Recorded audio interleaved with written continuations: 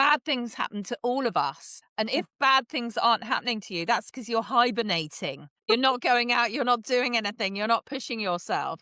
And so Yeah. bad things happen to all of us. And it's really how we react to them.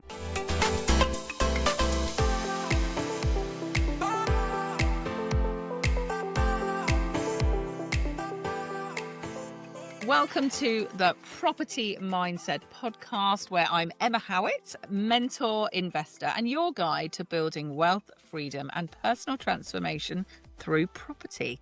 Property is not just about bricks and mortar. It's about building the life that you truly desire. And in this space, we don't just talk strategy, we deep dive into mindset. And it's really something that I found is often missing in other industries, but it's been an absolute game changer for me in the professional property circles. So I'm really excited. Today, I have a special guest, Alba, who is one of my mentees. Hi, Alba. How are you doing? Hi, I'm great, thank you. Oh, fantastic, fantastic. So Alba, she is just incredible. I've been working with her for over a year now, gosh, a long time, and she is absolutely a rising property investor.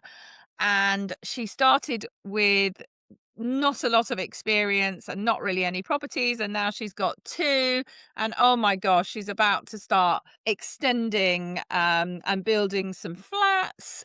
And she has also raised, we think, nearly £160,000 in investor funds, so she is amazing. So we will jump straight in. So let's turn dreams into actions and actions into success. Alba, you have just always been so lovely to work with because you are the archetypal person. You juggle everything. You're a mum, you have a family, you've got extended family. English, is not your first language. So you have a lot to juggle. You're a mum of three. Living in London. I mean, what motivated you to want to go into property? Well, as you said, I'm a mom of three, and my second child was my push. Basically, when I took him to nursery, the first day of nursery for my second kid, it was kind of sad, and it kind of hit me, and I was like, this is the second time I do this. I don't want to do this again. It feels horrible. I am paying someone to grow my children. It just didn't sound good to me. So I was looking into property for a while, but I didn't have the go factor or the why factor yet. So soon as that hit me, I said, no, okay, I need to put everything aside, and whatever is happening, I need to go and understand what I can do. And now I can reach the property vehicle to make it mine, so, and go forward with that. So I basically start doing learning seminars, lots of networking. I had to organize nights, childcare with my partner, so I could go networking and meet people. And then I stumbled across, to you. You text me, and I was like, this is what I need. I need Emma. And I decided to, join your mentoring program, which has helped me so much. I am where I am also thanks to you, Emma. Well, we always know that you've done all the hard work. I've just given you a little bit of direction on the way. So let's kind of go back to when we first met. And yeah, I remember, just a constant juggle of kids. You also, again, you had an extended family where there was kind of opportunity, but equally it felt like no opportunity. So we kind of, yeah, joined together. What was kind of the first thoughts around where you wanted to go? Did you come to me with like, yeah, I definitely want to do this, or were you still kind of like, oh, I'm really not quite sure which direction to go in? So the way I am, I usually know where I want to go, but I don't know how to go to it. And I need someone to kind of assist me or push me. And I know that for a fact because I knew I wanted to acquire property, and as I see as a, long time wealth, especially for my children and my family and my extended family, which even today I'm still pushing them to do more and more with what they got. So yeah, inherently, I just wanted to, I want someone to help me out. So I had my goal in mind already as per DG as well. I've spoken to you. I did say that now my next step is going to HMO, and I want to. I'm dreaming here. I want to build a massive portfolio within a year, and I know that with the right support, I can get that too. So yeah, I knew where to go, but I needed support, and that's where you helped. Amazing, amazing. So I think when you arrived, you were kind of looking at maybe doing some rent to rent service accommodation. You definitely wanted to sort of purchase as well. And there was kind of we were kind of like grappling around, weren't we? And one of the things that I do, I follow a foundation um formula. And the first thing is all about finding your future vision. And that's exactly what you knew already. You had a really strong why. You knew what you wanted to do around your family. And that was really clear. But then we had to go on to the O, which is looking at your overall resources, your reality. You are a busy mum, you've got all Yeah. of these things that you're trying to juggle as well. And you didn't have necessarily a massive pot of money where you could just go shopping. And Yeah. that's not always, for all of us, we don't always have that thing. And so then it was to work out, well, what you did have, and then understand what strategies might work. So can you sort of remember looking back and thinking through those different things? Because I know we did go back and forth a bit, didn't we, on Yes, we did. deciding what to do. Do you want to sort of talk through how we kind of got along with finding strategies for you? Sure. So obviously we meet up once a week, and that's already more than one can actually think of. Even just the help on the mindset side that you've supported me through. My thinking, as you mentioned, being a mom of three, my thinking is scattered and everywhere. I'm always thinking about the next thing to do, timing, all the mathematics around it. There is this thing I've seen online that says a woman does the mathematics, the addition before anything happens. And I felt that was me as well. Yeah. So we basically looked into different strategy, because at the beginning I thought I had a pot of money to use, convincing, if I could have convinced the right people to invest with me, but it didn't work. So we looked into rent to service accommodation. We looked into service accommodation in buying, how we could have deployed money with the property of my extended family. Um, and then even in deal sourcing as well, which that was really, really helpful. I didn't use the strategies only because I got pregnant again. And I just couldn't vision myself with a big belly going around there. I'd be like, oh, hello, let me get your house for you. So I stopped for a bit. However, that was really, really good.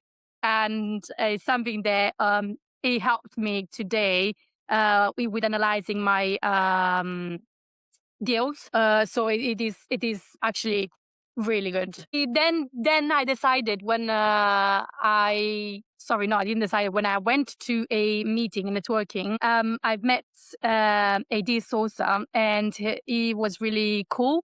And I kind of clicked, and he gave me two deals. So then I spoke to you. You helped me to understand if the area was good or not. So I did my due diligence under your guidance as well. And with that, I just decided that I had to buy this property, these properties, and Can like we just that, can we just repeat that?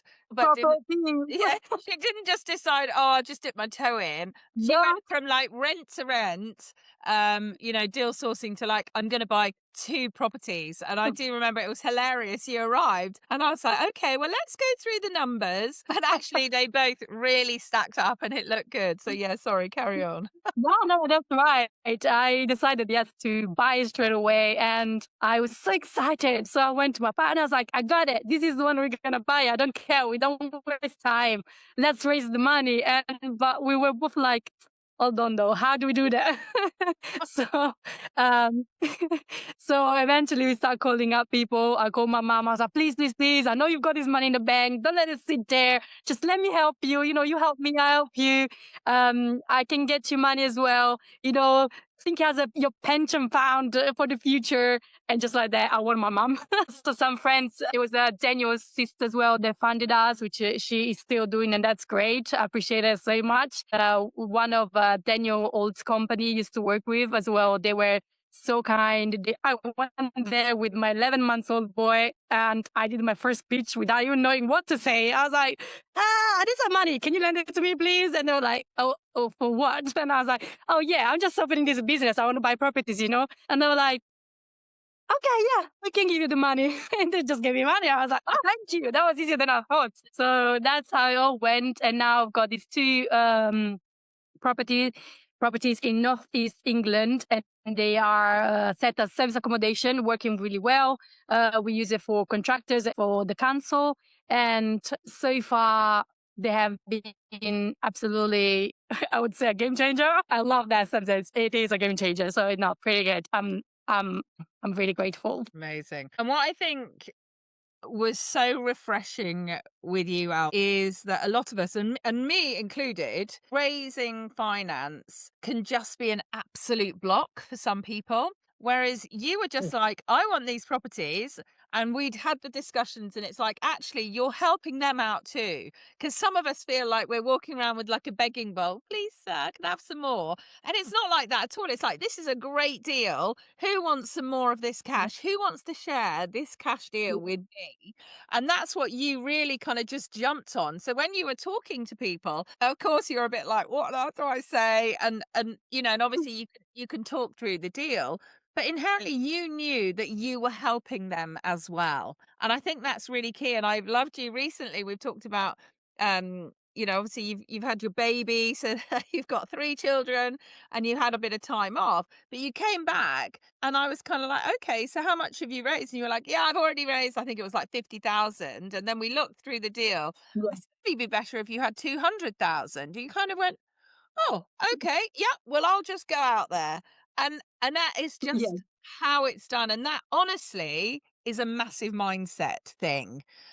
Some people, it's so ingrained into them that nobody would ever lend them money, or, nobody would do this for me. But for whatever reason, you've just got this inner confidence to go out and get it. And also what was really lovely with you is that you haven't had it easy, and we'll come on to that. There've been some issues, there've been some problems along the way.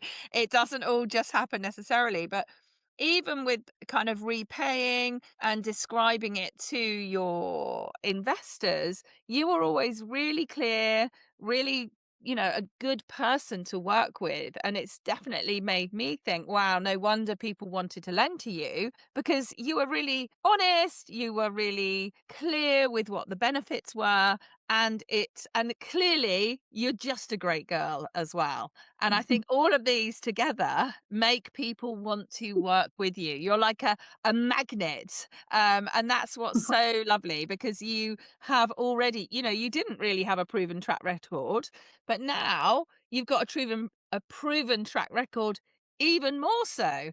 So it's Yeah. going to, it will keep coming, and it will keep coming your way. So yeah, I absolutely love that. So let's go and just talk a little bit more about the properties. Yeah. So we had done a lot of kind of work around serviced accommodation. I know you'd read my book. You know me, I love the gold mine area. It's just so key and important. Um and then obviously you found these properties, and were they just for serviced accommodation, or was there other choices with them? There were other choices. It could have been let as a normal buy to let, as a HMOs, because they were like extra living rooms that could have been turned into 4 bedrooms. So the properties are 3 bedroom mid terrace, both of them. So they had enough rooms. The rooms were quite big as well, and they could have been used as a multiple occupation. Yeah. But ultimately, I decided to go for service accommodation purely because I needed to give the money back to my investors, and because I'm very particular about other people's money. I work really hard. My 9 to 5 when I'm not maternity, it's a project accounting. So I know how hard people works, and therefore I will never play with anyone's money.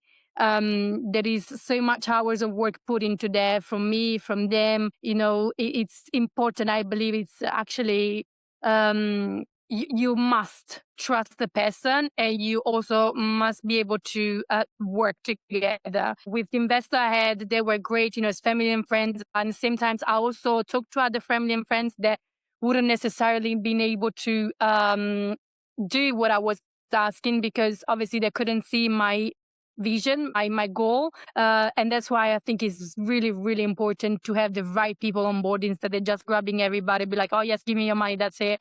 I find that really hard. I think the right people must be, let's say, vetted, like someone to go into the, Yeah. like attendance. You need to know who you're working with. And I found it to be one of my rule within investing, and get people on board and working with me. So that is one of my first things to go to. Meanwhile, because of the properties, there were other ways, but the service accommodation was the more profitable one. We're getting about £1,200 clean net a month. Um, After all the expenses, it's perfect for me and for the investors. They're getting the money back, money that will be sitting there in accounts. It was the right strategy, especially, after the gold mining, as you mentioned, the gold mining area, looked into it. Northeast England as well is regenerating. There is work being putting into the area. So that's what we aimed for. Amazing. And so you chose, and I think we'll come on to our sort of first thing that maybe went wrong. I mean, and do remind me if there's any others. But I think if I remember rightly, the first property pretty much kind of went through. I think you had a few issues with some renovations or something, but then The No, the first one went smooth, smooth. really easy and fast. Okay, so let's We did have some rat infestation. that sounds like my HMO. We had that as well. Oh, Yeah, within like the first month of letting out as Airbnb, which was really annoying. I'm like, we just started and now this is happening. I remember I came to you, I was like scratching my head. I was like, Emma, this is just setting me back. But eventually I think there was one sentence you said, sometimes everything goes really well and then something comes along. It just depends how you go on about it. And that actually, it is a mindset game. It was so good. I was like, okay, you know what? It happened. Let's fix it and let's move forward. And that's what we did. And since then, to be fair, we have no problem, no issue. So the house is still operating pretty good. The first amazing. one. Yeah. Yes. And that is so it, isn't it? I talk about it a lot in this podcast. Is like bad things happen to all of us. And if bad things aren't happening to you, that's because you're hibernating. Do you know what I Yeah. mean? You're not going out, you're not doing anything, you're not pushing yourself. And so bad things happen to all of us. And it's really how we react to them. We can either be an absolute victim and, oh, this is so terrible. And let's be fair, we can all go through that. I'm not saying that we can't have a few moments of feeling a bit sorry for ourselves, but to move forward, you've just got to accept it. Like you've had rats, I've had rats. Well, hey, we're not alone in that. I'm quite certain there are many other property investors listening who have also had some kind of issue with some kind of pest that they've had to sort out. So you did that, but I think one of the things that would be useful for people to know about as well is your management agent, because I think Okay. that initially you went with the management agent that was recommended by your sourcer. Do you want to tell us a little bit about that so people can, yeah, get a bit of learning from that? Absolutely. Yeah. Well, because obviously I'm in Southeast London and the properties are in Northeast England, I was not able to manage it by myself. Therefore, the deal sourcer suggested a management company. The at beginning seemed very truthful and transparent, and then eventually I start having bills such as, oh, door have been sent down, and then I was like, hold on a second, but the door are a PVC. How you sending down the doors? This is strange. And so I was like, wait, what? That doesn't make sense. And then, oh, something such as, oh, the garden has been mown twice within a week. And I was like, I'm pretty sure the grass doesn't grow that fast. So there were like a lot of bills that were coming through without backup. And when we actually asked for backup or, just give us receipts of these things, or can you be more transparent about it? The company said, well, if you don't trust me, then we shouldn't work together. And I was like, yeah, that's correct. Let's not work together anymore, because they were basically making more money on top of whatever they were doing, which I kind of understand it, but I don't like it, because if you really wanted to do such a thing, just raise your percentage. At least you're clear and truthful to your clients. And in fact, it's sad to say that this company has lost a lot of clients up north, and we all switched to another company, which is do we do names here? Can we do names? I'm not too sure if you want to. Probably not the ones that No. you didn't get on with, but if That's fine. you're Oh more no, than I think welcome right to up work. then we get on with we get on with it's called the service accommodations. The service accommodation, that's the name. And they have been very good. We've been with them since June. So far, they've been absolutely transparent. They will tell us everything that's happening. We've rented our property to the council many times. There are issues, especially right now that there is a little kid in the house, and this kid sadly has a lot of issue, and police has been called and so on. They asked us if we want to press charges, and we're like, no, we can't do that. It's a kid. At the end of the day, charges to a kid it's not gonna help anyone. But anyway, what I'm trying to say is that they ask us, they don't just go and do whatever they want to. Also, the team that we have is TrueFix maintenance team. Oh my gosh, we cannot be more happy for these guys. Whoever decided to go up north, just give them a call. Absolutely reliable people. Pete, this is the guy that I talk to most of the time. He is a gem. He helps me for everything. Even if I have a doubt about the company that is managing my properties, I'll call him and be like, can you please go and check it out if everything's okay? Because I haven't heard anything. And, I want to make sure that this is okay. That is brilliant. Absolutely brilliant. So I'm really happy that we have that person there. And what's crazy? Because we did 2 properties with the same guy, we talked almost every day. And I'm always telling him, like, Pete, I feel like you're my partner. We talk so much over the phone. It's crazy. I love it. When we stopped, he was like, I feel miss alone. you. Where are you? Yes, exactly. We're calling each other just because are you okay? Is everything okay? It's crazy. The relationship you build with people, even if you're far away, it's unrealistic and it's amazing though. I love that. I love that. Yeah, yeah.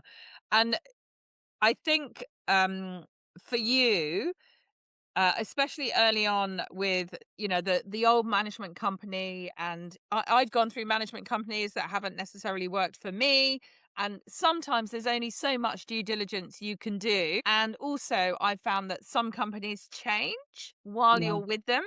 So Yes, some exactly. companies is one of the things I talk about a lot, is to really look at companies. If they're growing very quickly, it generally means that things are going to start falling apart, because that's just the way of business. Sometimes you just can't grow and give the same service when you're growing really exponentially. But you quite early on found this sort of handyman who was just so supportive, and it suddenly gave you this real confidence to search for a new management company, because you knew you had that one sort of sustaining person up there. And so, Yeah, yeah, I mean, team is so key, isn't it? And as you absolutely. say, this person hasn't just become, your handyman. He's Yeah. he's like your. I mean, it's the same with my ops manager. He is just the most amazing person ever. The business could not run without him. Yeah, it's just so incredibly important.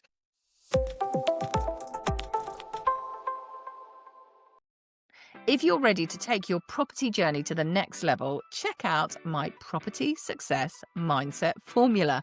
It's a course on Udemy, and inside you'll discover actionable strategies and exercises designed to shift your thinking, boost your confidence, and help you navigate property challenges with clarity. Whether you're just starting out or looking to break through to a new level, this course delivers the mindset tools professional investors use every day. Visit the link in the show notes to unlock your property potential. Your biggest asset is not just your portfolio, but the way you think.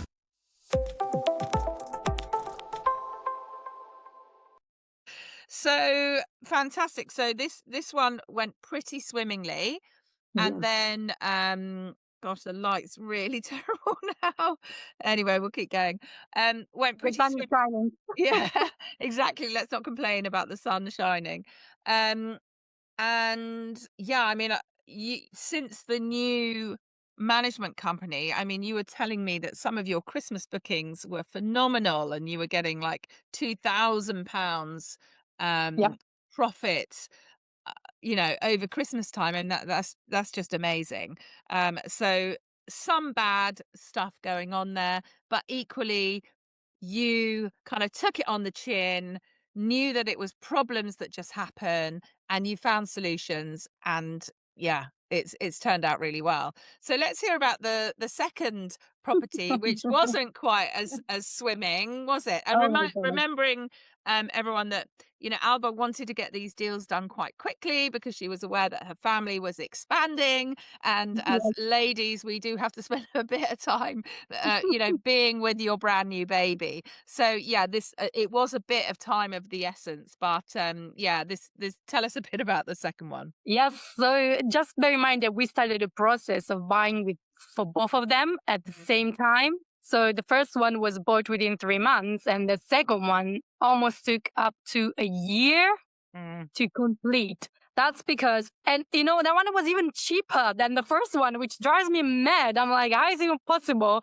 This one should have been as easy as the other one. Instead, it took forever. So when we started the process of buying, we had the surveyor going around, and they found out that there were leaks, that there was damp. So I was like, okay, there is damp. So what can we do to, make this work? Do we need to fix it? Do we need to ask do we need to ask the vendor to lower their rent, the price? What is it that we can do to make it work? Is it worth to going through? So speaking with deal sourcer, it's like, yeah, it's normal, it's up north, it's just a little bit of damp. But me and Daniel's my partner, we were like, no, but if we should be going through with this, anyway. When I set my mind to something, I need to do it. I have to show that I can do it, and I have to go for it. So I say, fine, okay, let's fix the problem. I went to the vendor and say, okay, look, I'll fix it with my money, but with the agreement that if this doesn't go through, you're gonna repay me back, because obviously this is not my property yet. I'm already investing money in this property, and it's not mine, which is crazy, right? Not everybody probably would have done that, because some people would probably just walk away. And I say, well, it's fine. We can still do it. It's only £2,000 renovation. We can do it. So I did the £2,000 renovation. The price was about 58K. And so that means I then negotiate at 56. So I said, okay, at least you can pay for these ones. And I said, fine, we can do that. Did the work. The surveyor goes back and say, yeah, the work is done, but now the house is worth less. I was like, what do you mean it's worth less? Like, you went 6 months ago, not even 6 months ago. Now the work is being done. Everything is done according to your notes, but you're saying the house is worth less. So then we had to do a back and forth with the vendor, asking him to lower the price. We did that. We lowered the price. We then moved forward. And just when we were doing the mortgage, which, by the way, I was going to do a 20% deposit. Because of this, then the reevaluation, the property, the the lender came to me and said, you know what, you need to give us 25%, no more 20%. So I was like, my maths now is not going well, because everything has been shifted from my own numbers. So I was very desperate. I was like, oh no, I don't want to do this. This is crazy. I just spent money. Now I need to have more money to the deposit. It has been a struggle. And by the same time, I was very excited, because I was like, okay, I'm learning from this. So eventually I called my mother. I say, Mother, I need more money. This deal is taking a while, and there is some things that's happened. Please, can you lend me some money? And this time she said, well, I already lent you enough money. You need to find somewhere else. I was like, okay, you know what? Fine, I'll go find somebody else. So I'll start messaging all my partner's cousins. I'm like, please, give me 5K, I give you back in 6 months with 6% on top of it. I'd say 2 days, the money were landing in my account. And I was like, Yes, okay, let's go on. And we did that. So, and I paid for that. Then, when we possessed the house was ours now. The Pete, the maintenance guy, went and find other issues. I'm like, of course, why not? We need more issues. What we actually need right now, especially after spend so much money for this property. So he started renovating it. He finds more dump elsewhere. When the dear Sosa gave me the details, he says that maybe I should have spent maximum £2,000 on renovating. Yeah, I spent about 6 to 8 grand in renovation. This is something that you cannot, unless you go and you're a builder and you know what you look for, I don't think you can find it out. Then had to find more money because obviously I just counted for the £2,000 of renovation, and I had to find more money to fix this property. So there was a friend of mine, which I bother her so much because, she wants to buy a house for herself. And I'm trying to tell her, look, don't buy a house for yourself, invest in properties and then you buy a house for yourself. I'm trying so hard. And I think one day she would tell me to F off. And eventually I'm like, Marta, please, please, please, I need this money. Would you be able to lend me this money? I'll give it to you with 10% back. And she said, well, actually, you know what? I can't buy my house yet. Yeah, have it. This is £10,000. So just like that, I managed to go through with this property that took over a year to go with, to buy it, to renovate it, then to set up a service accommodation, because obviously you need money for service accommodation as well as like all the new beds, all the new TVs. Every room has got TV in it. There is money put into it. But after this hard time, everything is now going as it should and taking off itself. In fact, as soon as it was put on the market, it was rented by council for 3 months, and it's performing well as well. Amazing, amazing. So that was, yeah, I think an extreme challenge. Yes. And along the way, yeah, you decided to go with it. You were very persistent and you found real solutions. But what an absolute joy that once it was up and running, that you had by then found a great management company who was Absolutely. able to immediately ensure there was no kind of like voids in those first few months, which would have been really Yeah. really extreme. So, it was almost like those learnings along the way enabled you to sort of, move forward with that. So, yeah, amazing. Honestly, congratulations, and to jump in so deep with that is really great. I did just want to touch on as well. Are you okay to talk about your kind of the family commercial property? Yeah, yeah, absolutely. Yeah. So I know that when we first started talking, there is a commercial property kind of in the background with your family, and and in fact, I find this quite a lot with mentees when families are involved. It is a challenge. And you had gone out and got all this knowledge, and everyone can tell, Alba, you are so excited. Like, I'm the same. Like, I love property. It's so exciting. There's so many opportunities, and not everyone else seems to think like us. Yeah, no, I agree on So that. it would be lovely just a top line understanding of kind of where you were when we first met, and it would be lovely to hear where you are now because it's just an amazing story. Yeah, absolutely. So, when we met, I came to you saying, I've got my partner and his brothers and sisters who they own a commercial property in southeast London, Lewisham, exactly.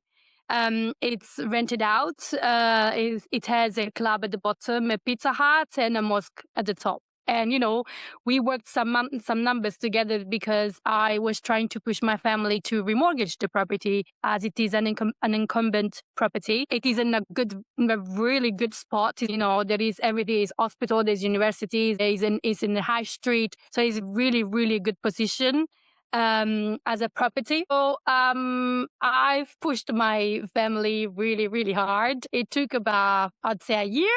Not 100% sure. It took a year for them to do all the papers and transfer this property in an LLP, because before it was under the name of their parents. Sadly, their parents passed away and they needed someone to push them and to move forward with this business, because um, sadly they didn't treat it as a business, because they all work, they all have their own 9 to 5, and they didn't see it as an opportunity the way I see it, because I'm interested into it and I want to do more with it.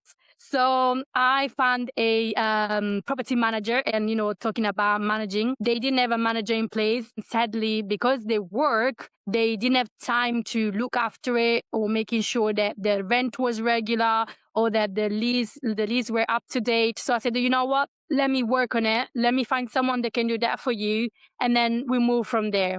I found this amazing old man. His name is Hilton. He's a lovely old chap. He's built his own business. He does also a refurbishment, conversation to residential, commercial to residential. Sorry. So I was like, okay, now you have the properties. Hello, can we meet? And we meet up. We met up, and I said, bring the floor plans with you, because we need to discuss something. I organized this meeting, sit down with him and Daniel, and my 6 months old baby now. And I was like, okay, let's see this floor plan. I want to see if we can do anything with it, because at the moment the property is not achieving its best potential, and I know that there is more to it. So he looked at me and he was like, "Well, you're right," and I was like, "Of course I am right. No. I know already I'm right." So we actually looked at the floor plan. I explained to him what was my intention, which were also the intentions of the later parents of Daniel's, my partner. They wanted to have 2 flats above the shops, and the guy said, "Yes, this is absolutely doable. We serve a Section 21, since we are still in time for these people on above floor, the first floor, and then we work from there." But I say, hold on a second, because I think there is more. We've got the club at the bottom, which is not really bringing a lot of money. What can be done with that? He said, well, technically we could change it to flats as well. But, you also have this area here on the side that could be built up. I was like, we can build up. He said, yes, you can. Oh, I like the signs on that. The sign of that is amazing. I was like, keep talk to me, please. He said, well, actually, okay, what you can do is that we can build from the ground and go all the way up. And with that, we came to a roughly 8 flats, because also on the first floor, there is another room which has been used just as a room, and then it can be extended up as well. So I was like, yeah, let's do that. I don't want to waste time. What do you need to do? Exactly. I was like, I told you. And I remember that the guy said, "Oh, Daniel, what about your brothers and sister? Who am I speaking to?" And Daniel looked at me and looked at him and say, "Well, you need to speak to her, because she's the one who drives everything." And I was like, "Yes, you do." No, Yeah. honestly, I think you really should have a pat on the back, because you basically were in a situation where you could see. I mean, when we very first spoke about it, it was very obvious that there was potential. Yeah. Um, I mean, what you've ended up in, I think you're maximizing it to the nth degree. But early on, we could just tell that there was a lot of potential, but you had, family members who have potentially even emotional attachment. There's obviously going to be disagreements, and they don't necessarily understand what you understood. And I think what Yeah. was been really lovely is, I'm sure there've been moments of frustration, but you have been really kind of giving them information and almost stepping back, giving them more Yes. information, stepping them back, letting them kind of digest it, not just bulldozering as much as you would have loved to have just gone, let me at it. You've had to kind of really be kind of quite emotionally intelligent in being able to educate them. I mean, I had meetings with them. I introduced you to other people to go and talk to them as well, just to really help people, help them understand how they could hugely benefit from this. And then when you found this, the management agent, I mean, it seemed like a real game changer, because I think also, as much as, I mean, I always laughed at my parents. I think it's taken them like 7 years for me to go anywhere near their properties, and now they're a bit like, "Oh, I wish we'd done it a bit earlier."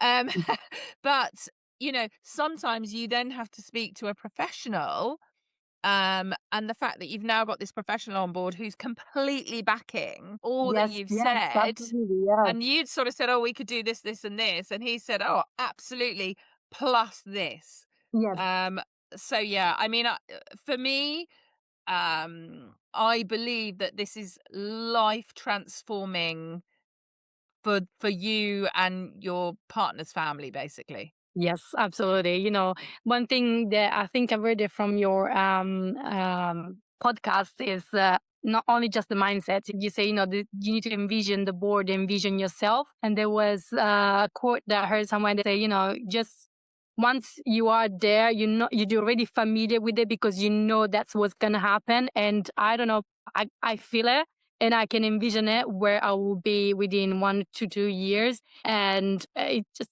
I feel excited now. Oh, it's I can, amazing. growing Yeah. inside. I can see it all, and it will unfold. And they, you know, even family that weren't able to chip in, they will see as well what's being built, and eventually probably they will turn around and be like, you know what, actually, let's do it together. I love it. I love it. And you're right. What you were saying, actually, that's really piqued my interest.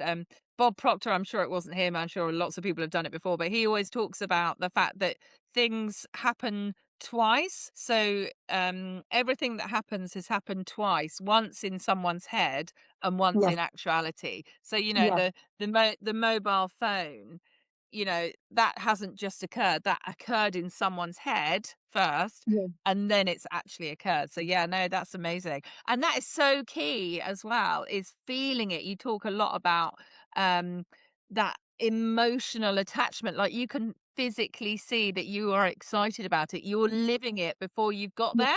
And that's exactly what we have to do. And I've really learnt that a lot, is that we must live and be in it. And we talk a lot, especially when I start out with mentees, is, you'll remember this. I literally make people sit and think about their dream life and how they feel and what they're doing, who they're spending life with, and you've got to spend as much time as you can in that area. So totally. wow, so we've come along so far. You've obviously got this amazing kind of commercial property as well. So, we started off by talking about rent to rent, serviced accommodation, and maybe a bit of, deal sourcing, This and was you've come yes, through to having two properties up north. You've obviously got a real plan now for the commercial property. But then post your that when you had your time off with your child, we kept in contact, didn't we? And then you came back and I'm like, "Come on then, Alba, what's next?" So come on then, tell us what your plans are now. yes. Just because I don't have my hands full, I've decided to set myself a big goal for this year, and the plan is to buy 6 HMO. Don't ask me why the number six. I just want six. I don't care. To buy 6 HMO within Northeast England, so I can still use the amazing team that we got up there. So the idea now is to raise funds and find the properties, the right properties, which also, funny enough, this morning I was listening to your podcast and I was listening to Richard Leonard Yeah. as well. Oh yeah, next thing is I'm gonna have to contact you for his numbers. And basically, yes, I just want to go out there, buy more properties, turn into HMOs, and create a big portfolio with a substantial cash flow. So this is the main goal for this year. I just don't want one, I want six, and it's gonna happen in a way or the other. And I think everyone can make a comment here that Yeah, come hell or high water, Alba is going to succeed in this. And that was, we kind of alluded to it earlier, but that was really interesting when we had this conversation, because we were sort of talking through the numbers, looking at places where you might, purchase, what those numbers were. And then also, what's really key is to look at the end goal. So Alba wants 6 properties. Well, to buy 6 properties in a year is going to have its challenges. But if absolutely. you were just to go, I'm going to buy this one, and then, I've got to get all my mortgages together, and I've got to do this, that, and then I'm now going to look and find this one. That's going to be not going to happen, to get 6 in a year. So you have to start thinking, well, what do I need to put in place to be able to purchase this quickly? And inherently, one of the things is to buy in cash, because you Yes, can buy so much more quickly.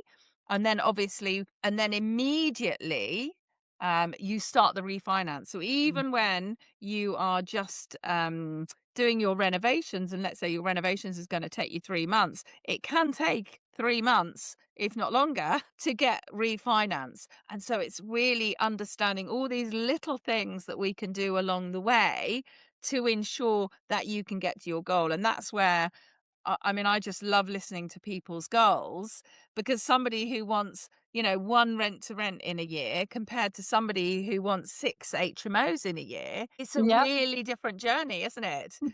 You've got to look at them completely, completely differently.